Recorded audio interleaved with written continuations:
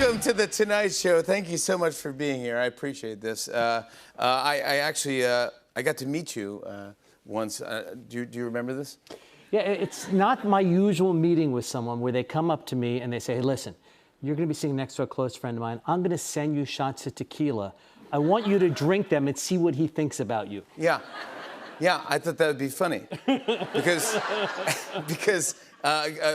you were sitting, we were at this party, there were two separate tables, and you were sitting next to Howard Stern.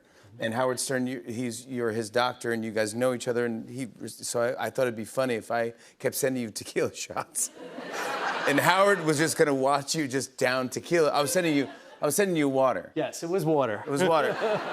But Howard doesn't know that. No, it made me look really tough, just down shot after shot. And I kept looking over, I'm like, Howard, your doctor's really going for it, man. It didn't affect him at all, though. It's very, but I was so psyched to meet you because I actually stayed at this, it's a resort, I guess. What do you call it? Sensei, Porcupine Creek. This is a place in Palm Springs. I went out there because I had a week off. Weirdly enough, didn't go with my kid's schedule or my wife's schedule. She's like, what are you going to do? And I go, I'll hang out with you guys. She goes, the kids have school, I have work, go do something. I go, okay, so I went to this resort, Sensei Porcupine Creek. It's golf, there's tennis, there's biomarker things, there's stuff. Just go around. It's not rehab, but you have alcohol there. Trust me, I found it. No, but you have Nobu room service, breakfast, lunch, and dinner. It's insane. It is gorgeous. And I loved it there. And I will tell you this, it changed my life. All the people that worked there were pros. They were so fun. I loved it. I was asking every question I could possibly ask about longevity. I was running on a treadmill with like a breathing apparatus to see my, what zone, how to get to zone 2. I don't even know what that was. I loved it. I just learned a lot about breathing, meditating.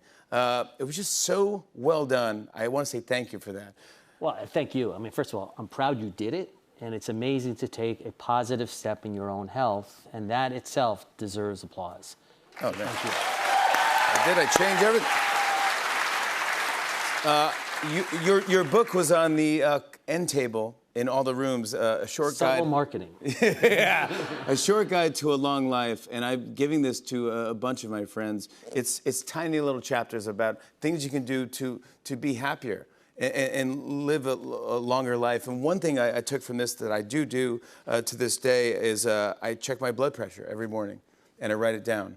And I didn't think about this, but you're like, yeah, you bring it into your doctor and you go, yeah, I've been checking my blood pressure every day. The doctors would appreciate that. Oh yeah, listen, data is everything. And as we get older, the engineering in our blood vessels makes such that a high blood pressure happens. It's easy to fix. And if we miss it, bad things can happen. So collect data at home, bring it in. With enough data, error goes away. I mean, that was the doctors would appreciate that. Yeah. This book I loved. It is fantastic. Animal Secrets. What made you inspired by animals? I was in Africa on a safari with our family, which is the coolest trip in the world. Yeah. And I'm talking to the guide, and an elephant walks by. It's kind of cool to say an elephant walks by. Yeah, exactly. And 50 times bigger than us, 50 times more cells. And I'm Mr. Know-It-All saying, there's so many cells, every time they divide, they can get cancer. He looks at me like I'm crazy and said, elephants never get cancer. And so we looked into it. Turns out you and I have a gene called P53 that corrects errors in the genome. It's called the guardian of the genome. We have one copy. Every elephant on every continent has 20 copies of this gene to correct errors from inflammation. Because by age 30 or 40 through evolution, we're done having kids. They knocked us off. There's more food and housing for the next generation of humans. Elephant females give birth until their 70s. The dominant male protects the herd until the day he dies, so they couldn't afford to get cancer. Kind of wild. That's insane. So you took that and you go, wait, we can learn a lot. I thought, listen, this is one animal. We've been on this earth as humans 1 million years, so has every other creature.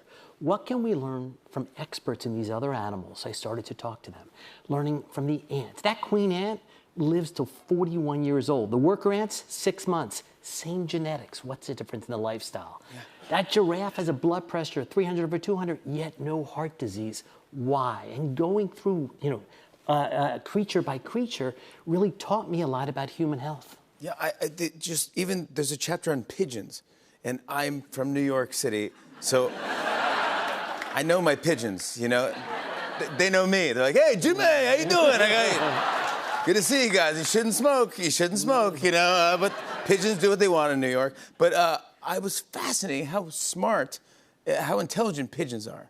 Well, 2006, believe it or not, was the last year a country used pigeons to send messages. 2006. That's so, not you know, too long ago. No, I mean, pigeons fly and they remember landmarks, and then they can go back this same route very easily. And it's really key to the human brain. We were designed, he or she who can make it in the wild, hunting or gathering, and make it back to the village, survive.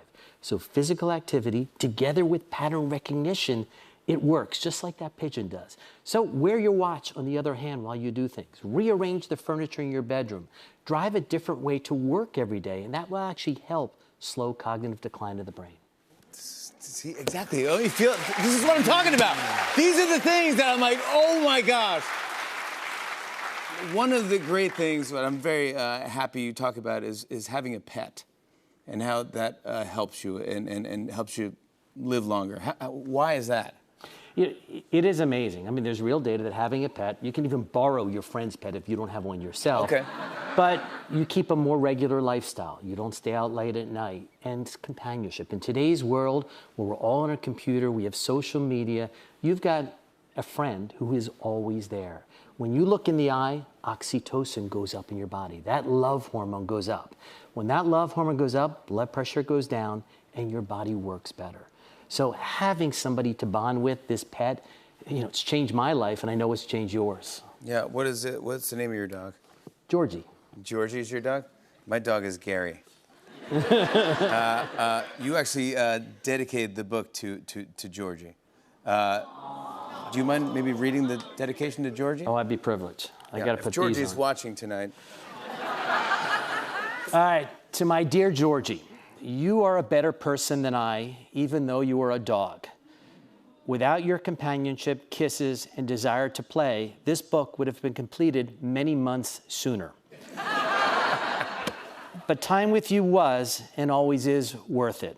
Thank you for the oxytocin boosts. You're the best. Thank you so much. Tequila shot on me next time. Dr. David Agus, everybody. The Book of Animal Secrets is available now.